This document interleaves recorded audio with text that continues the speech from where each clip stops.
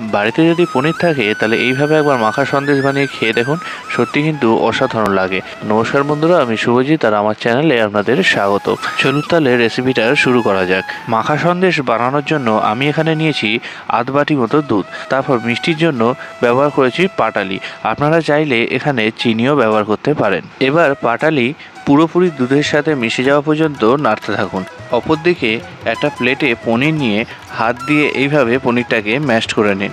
পনিরটা কিন্তু খুব ভালোভাবে ম্যাশ করে নিতে হবে। আর আপনারা চাইলে এর বদলে ছানাও ব্যবহার করে করতে পারেন, তবে পনির দিয়ে যেহেতু খুব সহজে আর খুব তাড়াতাড়ি হয়, তাই এটাই আপনাদের দেখালাম।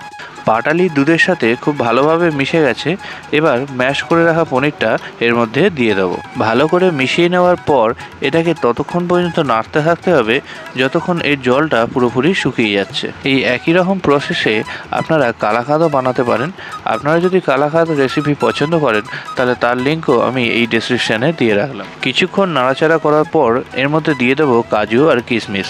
এবার এটাকে আবারও একইভাবে নাড়তে থাকবো যতক্ষণ এটা পুরোপুরি শুকনো হয়ে যাচ্ছে। রেডি হয়ে গেছে খুব সহজে বাড়িতে বানানো মাখা সন্দেশ। রেসিপিটি যদি ভালো লেগে থাকে তাহলে অবশ্যই আমাকে কমেন্ট করে জানান, বন্ধুদের সাথে শেয়ার করুন। আর ভিডিওটি দেখার জন্য সবাইকে অনেক ধন্যবাদ। দেখা হবে পরের ভিডিওতে।